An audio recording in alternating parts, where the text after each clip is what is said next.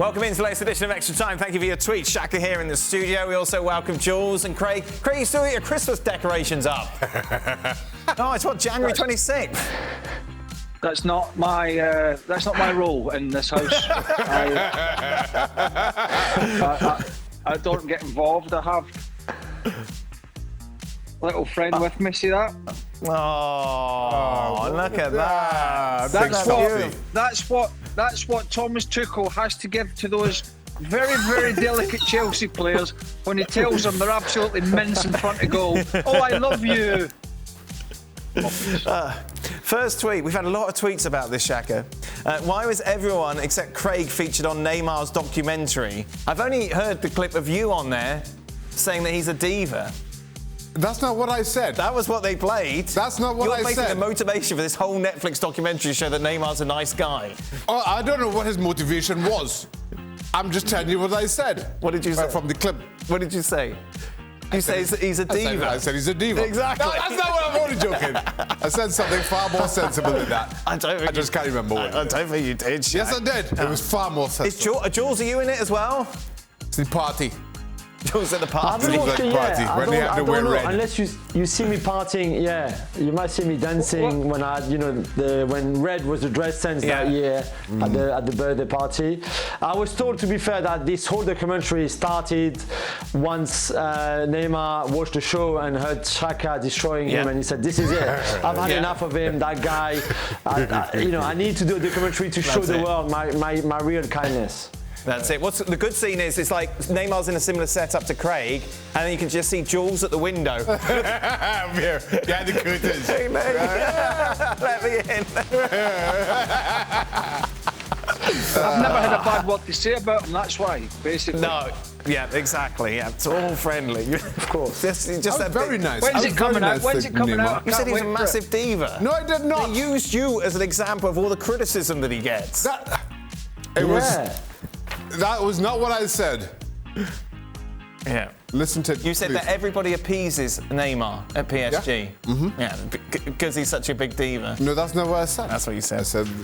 Jules, should Arsenal not strengthen during the window? What percentage chance you give them to finish in the top four? Did you say Arsenal? Sorry, I missed the beginning of the question. Yes, Arsenal, your team, Jules. I have to be consistent here, so I'm still going to say the same. Yes, they will finish fourth somehow. Don't ask me how. Don't ask me who is going to take them there or how they will achieve it, but they will finish fourth. Are they going to bring anyone in? Arsenal. Arsenal going to finish fourth. They're trying to still do Arthur. They've been doing it for years, Jules. Every transfer window he comes up. I know. I mean, Bruno Guimaraes, to be fair, was also on the list. I think they wanted him more in the summer. They didn't think he would go now, so they've missed out. They've missed out on him. It's going to be very difficult now. There's only 5 days left, less than that even, to go and get a midfielder, probably a striker. We know how hard they try for Vlahovic. I don't know how sensible that was to try for so long in a way and put almost all your eggs in the same basket, if that's exactly what they did. But yeah, I doubt they will bring anyone now. I thought Jill said Leicester. No. Well, I can't hear ever since that bloody dog chewed the iPod. It keeps cutting out, and I'll be honest with you. I tried to link those ones that MLS sent me, but I can't do it. You know that little present they got us to try and get us on board. I couldn't link them to my phone. This one keeps cutting out. It's a nightmare. I didn't get any headphones from MLS, did you? No. No, but you don't. You're not. Yeah, it's like they just tried to bribe Craig, apparently. A level of importance to them. You know what I mean? Oh my God! Right, level of importance. You're in the bottom wrong. Would you rather, Craig, your main player shoot first at a penalty shootout or last, like we saw today from Salah? I would rather him shoot first and set the tone, because you might not get to the fifth one, depending. So I'd rather him go in the first 2 or 3 than the last 2. Put it that way. What do you think? Yeah, I prefer first two as opposed to the last two. Question for Jules. According to multiple reports in Spain, Franck Kessie from AC Milan is heavily linked with Barca for the summer on a free transfer. Do you think he would be an ideal replacement for Busquets, or do you think Barca should adapt a double pivot in the midfield? Whoa. Yeah, I do think if there's a compartment of the game where they're okay for now, more than okay even, and could certainly invest the money, and in Kessie's case, we're talking about wages because it will be a free transfer. I think he's somewhere else because between De Jong and even if Busquets, I'm in the camp that thinks that now it has to be over very soon for him, but he's still there, and Gavi and Pedri and other midfielders options that they have. I think that I would spend my money somewhere else. However, if Kessie is the guy they want, I think he would be a great signing for Barcelona and for any other top clubs. And trust me, the queue is quite long at the door of Franck Kessie for the summer, because a player like him for free is crazy. So there will be plenty of others, English clubs, French clubs, German clubs, other Spanish clubs maybe after him. If Barca can get a pre-contract now, go and do it, because again there will be a lot of clubs, and I think he will be right. He can play in a 3 in midfield, he can play in a 2, the double pivot, he knows it so well. But again, if you buy him to play in double pivot, where do you put Pedri and Gavi and De Jong? So unless maybe De Jong goes, and as we said, Busquets is towards the end of his career now anyway, maybe it will make more sense, but I would spend my money somewhere else. Shaka, name the clubs that are getting relegated this season in order. Not Newcastle. Okay. Burnley. Yep. Watford. They got Hodgson now, though. Norwich. Burnley, Watford, Norwich? Yeah. Do you agree, Craig? Yep. Burnley, Watford, Norwich. Yes. The producer sent us an email giving us a heads up about this question, and it made me laugh because I thought of Craig opening that email and going, no. Well, there's a slight flaw in it, because yesterday I said, give us 24 hours notice. So on a technicality, we didn't get 24 hours notice. Right, but the question is, for everyone, your best favourite January transfer ever? Well, I did open the email actually, and then I opened it, and then I've got my out. I've never had a favourite January transfer window. I don't have a favourite transfer. Because I don't. Why would I have a favourite transfer? A transfer is a transfer. Yes. I don't understand. I don't like January transfer window. Oh, it could have been the best, the one you think was the best transfer ever that was done in the January transfer window? Well, it could have been phrased that way, and then I would have researched it. Well, it is. It's got a best/favourite. If you'd have read it. Listen, you keep cutting out when I'm talking because of these pods, so get on with it. Right, OK. Jules? Shall I tell you mine, Jules? The favourite has to be David Beckham to PSG, January 2013, of course, because... look at that, PSG. Come on, when I was growing up, we've had some great players, of course. Then we went through a phase where we didn't have any really good players, full stop. And for them to see David Beckham, not the best ever, not the greatest ever, but certainly... one of the icons for different reasons to the sport, for him to come to Paris and finish his career there was just incredible. But in a more seriously choice pick, you have to say that Liverpool are pretty amazing, apart from Andy Carroll. They're pretty amazing in January. Coutinho, Luis Suarez and Virgil van Dijk all signed in January. Liverpool have to be the best club for January transfers. My favourite, Jules, is Julien Faubert to Real Madrid. What a January transfer window coup that was. My God. Remember when he fell asleep on the bench? Yeah, I do remember when he fell asleep on the bench. Dad, yes. What? Stevie's outside that window. He's trying to finish that brilliant story he was telling last night on Extra Time. Does he have a poo bag with him? that one where I thought it's so long, there's got to be a heck of a punchline. Oh, man. Shaka, your best favourite January transfer ever? Thomas Tuchel. That was January. Oh. You're very excited about it. I am. They won the Champions League. Oh, there you Yeah, go. see that? Yesterday, we heard the boys, of course, for their animal encounter. Yes, go on. Hey, I loved how the producer thought sending an email out with a question would spur some sort of response. She's an optimist, though, isn't she, really? It's a bit like a Thomas Tuchel kick up the backside, isn't it? Bosh. So yesterday we heard everyone's animal encounters. Frank took a lady to a forest and got attacked by dogs. Craig with a bear. Stevie with a bear as well. This person wants to hear Shaka and Jules' animal encounters. I got attacked by a goat. Did you? Yeah. In Southampton. What are you doing with Lionel Messi? Yeah. I'm taking my kids to school. This is when I was playing for Portsmouth. I'm down in Southampton. I'm taking my kids to school.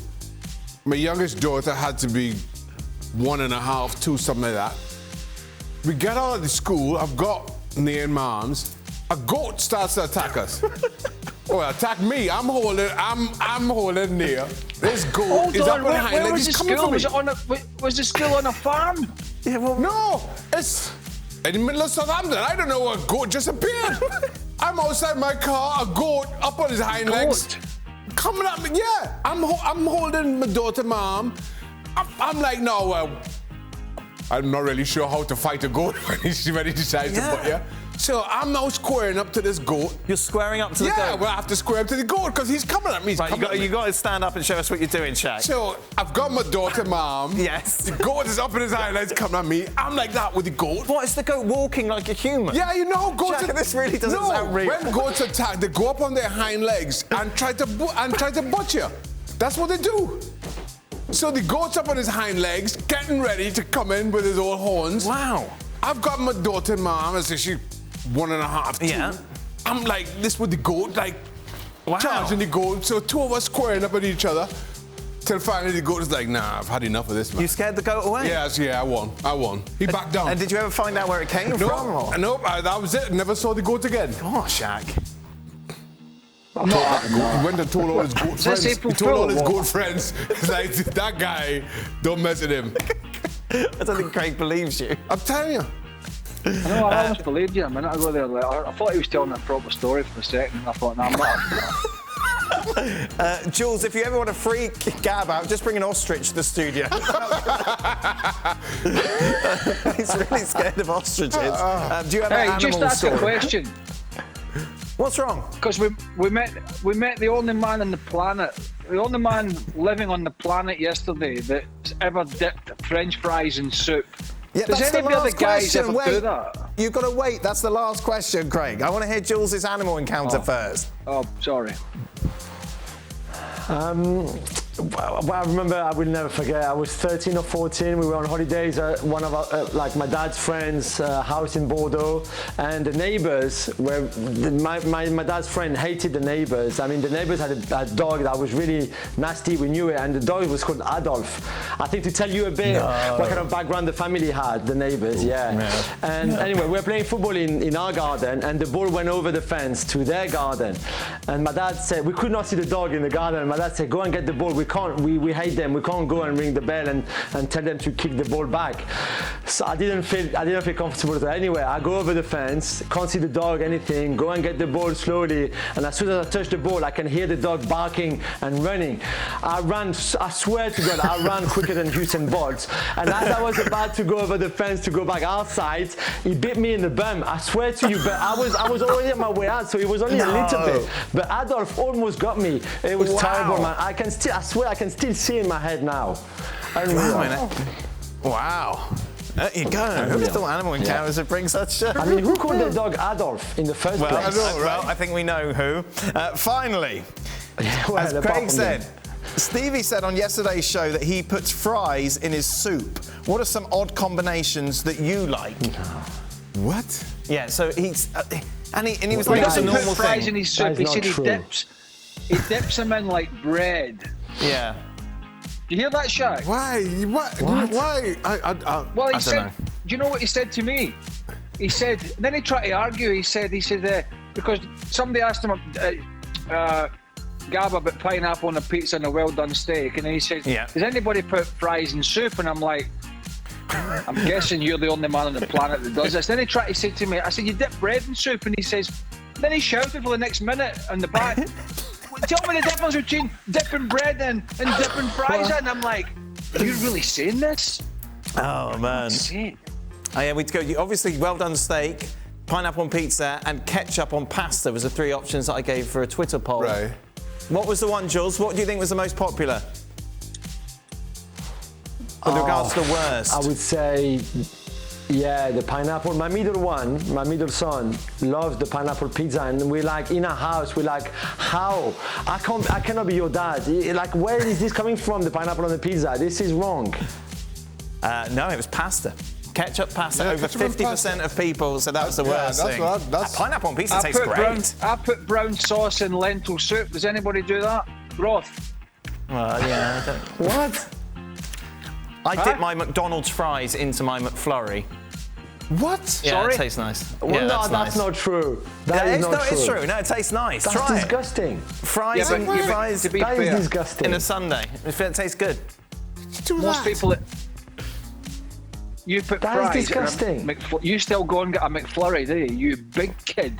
I am a big kid. We know that. That's mine. That's There's allowed. Happy Meal.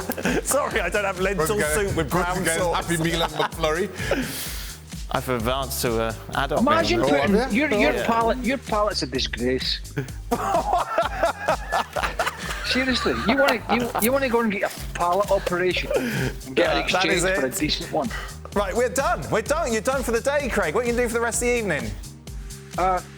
Actually, my wife's gone out for a short period, and she's bringing me back a pizza, but it will not have pineapple on it. Oh, tell you very that. nice. Soup and fries. Soup and fries. And a McFlurry. Bob. Everyone's a winner. What a wonderful evening. ESPN FC then back on your screens tomorrow. Be sure to join us. Thank you very much for watching ESPN FC on YouTube. For more highlights, analysis and exclusive content, be sure to subscribe.